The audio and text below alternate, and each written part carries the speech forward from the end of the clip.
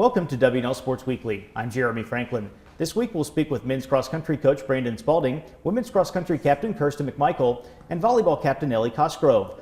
But first, a quick look back at the weekend in Washington and Lee athletics. Football evened up its ODAC record with the 47-26 win over Guilford. Volleyball improved to 7-1 in the conference with a 3-1 victory at Virginia Wesleyan, where the Generals also swept Mary Washington. Men's soccer beat Virginia Wesleyan 2-1 on the road, while field hockey downed Dickinson 5-3. Men's and women's swimming opened up the regular season with dual meet victories over Center and Mary Washington, and the Generals also won the ODAC relays. Mary Frances Hall tied for the individual title as women's golf came in 5th out of 16 teams at the Golf Week Division III Fall Invitational. Riding finished 7th at the University of Virginia. Women's cross country placed 6th at the Gettysburg Invitational, and men's cross country came in 21st out of 38 teams at the Cowbell Classic. Here with me in the studio is men's cross country coach Brandon Spalding. Brandon, welcome back to the show. Thanks, Jeremy. That field out in the St. Louis area featured some of the best Division III teams in the country. Overall, how did the Generals perform? Yeah, as you mentioned, 18 of the top 30 teams in the country there on Saturday. We were a little down on our performance. Unfortunately, we've been without 2 of our top 3 runners each of the last 2 races, which has dramatically changed our team score. I was pleased with Cooper Baird making his season debut. Did a great job leading us at number 1. Joe Carmody kind of bailed us out at our number 5 position, but we know we got to be a lot better down the stretch, and hopefully we're going to get healthier here. That meet wrapped up the regular season for WNL. You mentioned the injuries you've been battling through, but how much progress have you made since preseason? We've made a lot of progress Sunday through Friday. Our meets maybe haven't gone quite to plan as what we've planned out when we were thinking about our schedule at the beginning of the year. We thought we'd be a lot more competitive, but as I mentioned, the injuries have been unfortunate and haven't quite contributed to our success. But I do feel like that when we have our practice opportunities, we're getting the most out of our workouts and efforts, and we're doing the right volume to prepare us for the next few weeks when we go into championships. Following the Cowbell Classic, 2 meets until the ODAC Championship. You've got 2 meets between that event and regionals. Give us an idea of the training regimen for Washington and Lee during those 2 fortnights. Well, these next 2 weeks, we don't want to change a lot. We want to stick to what we've been doing all season, how we've been progressing, and we don't want to feel like that we're adding any new stimuluses to our training. Right now is the place that we really look back on things we've done during the year, and we want to get better from them. This time of year, I know some teams can look at it as a taper. We look at it as we're trying to get better every week. So there'll be a couple benchmark workouts that we'll do that we've done earlier in the season, and guys can see where their time progressions might be, knowing that they are getting a lot faster and giving them confidence going into ODACs and regionals. The 2016 postseason was one of the most successful stretches in program history. What are your expectations for WNL this year?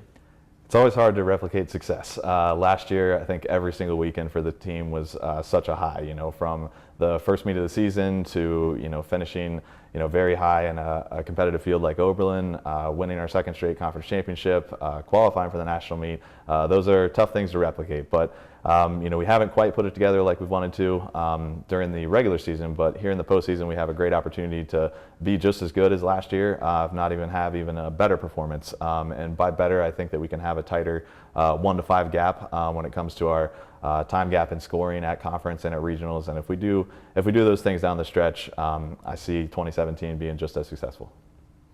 Brandon, thanks for joining us. Best of luck in the postseason. Thanks, Jeremy. Joining me now is Kirsten McMichael, junior cross country captain from 84, Pennsylvania. Kirsten, welcome to the show. Thank you, Jeremy. Washington and Lee came in 6th at Gettysburg over the weekend. How can that performance benefit the team as you prepare for the ODAC and regional meets? So at Gettysburg, we actually didn't have the majority of our usual top 7 competing. So we still didn't do as well as we originally wanted to do, but missing so much of our top 7, I think we were happy to place that high. And I think it really just motivated the girls moving forward on basically what we can accomplish once we do have our full team competing. Overall, how pleased have you been with the regular season for Washington and Lee? I think overall we haven't really had any one super standout meet as a whole team, but we really focused our training on the postseason, and because cross country is kind of a unique sport where the regular season doesn't have too much of a bearing on your postseason performances. So we just really, every meet we went in with a goal to accomplish really for a training purpose. And I think we accomplished that, and there were some amazing standout individual performances at each competition, and I think that we are really set up for a good position moving forward. Both of your parents were college cross-country and track athletes. How did their experience influence your decision to compete at this level? It was definitely a very large influence. I mean, running is something you do your whole lives, so it's just been a major part of my life. Even after they were done competing in college, both my parents continued competing, and they also went on to become track and cross country coaches.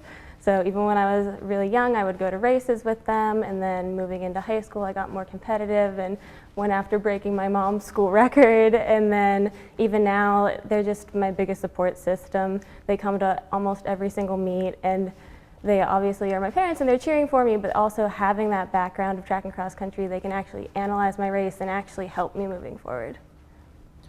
What are the Generals' goals for the 2017 postseason? We last year won ODAX. We definitely want to win ODAX again.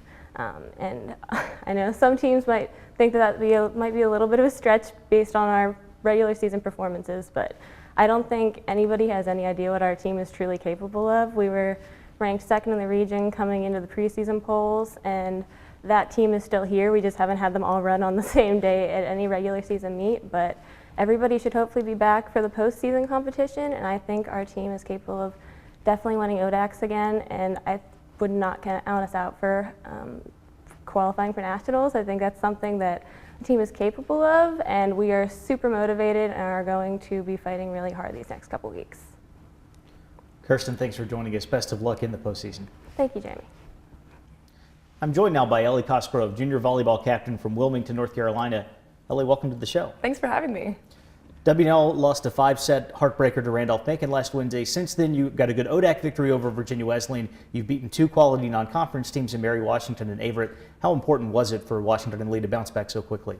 So the Randolph-Macon game, it was a heartbreaker. You know, we lost in the 5th set, 13-15. It was so close. And honestly, any point could have gone one way or the other. So although we did lose, we played very well that match. And I'd say that we haven't necessarily bounced back, but we've been building off of that match and kind of progressively gotten better. And obviously we had a great win against Mary Wash on Saturday after having lost to them earlier in the season, which is great. And then Averett last night, we beat them, and they're a very good program. I think they were 24-2 going into last night or something like that. And so although we did lose against Randolph-Macon, I think we've been on kind of like an upward slope from that point, and we've been doing really well, kind of just increasing our play and increasing our competition. How has the WNL offense developed over the course of the season? Yeah, so we have a very young offense.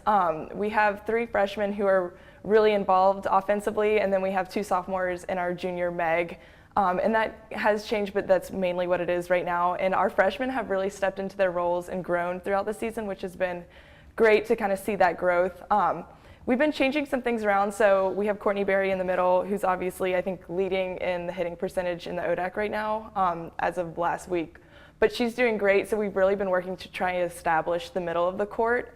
And along with that, we've kind of been running some different plays. Like we've run some stacks, and we've been kind of speeding up the set on our J. So I think our offense is doing really well right now.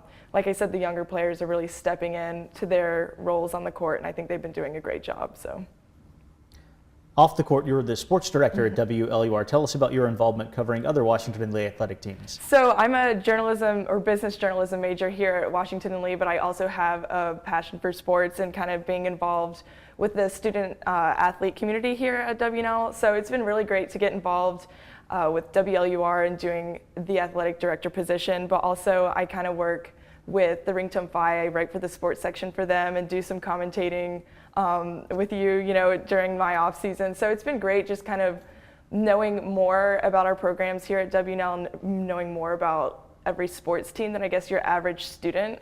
And I just really enjoy talking to the athletes and kind of getting to know them on a deeper level and know more about what goes on behind the scenes versus what we see during game time. Back to volleyball, the ODAC tournament starts 2 weeks from tonight. What are the keys to a successful postseason run for the Generals? Like I said, we've been playing progressively better, and I think if we keep on this upward trend going into ODAC tournament play, that we'll be very successful. We're excited to see hopefully Randolph-Macon again and have a different outcome this time. But I think that we're on this upward trend, and I'm really excited to see how good we're going to get by the time, you know, 2 weeks from now the tournament comes, and just to see what level of play we're at. So I'm really excited to build momentum from here, especially coming out of the Emory tournament. Elly, thanks for joining us. Good luck with the rest of the season. Thank you for having me. It's time now for a look at the upcoming weekend. The volleyball team will play its final home matches of the regular season, starting with the Friday evening contest against Roanoke. On Saturday, the Generals will face Hollins and John Wesley. Also on campus, men's soccer plays host to Guilford, and field hockey takes on Bridgewater. Away from Lexington, football will renew its rivalry with Hampton-Sydney. Men's and women's swimming visit Randolph-Macon, and women's soccer travels to Bridgewater. For WNL Sports Weekly, I'm Jeremy Franklin. Thanks for watching.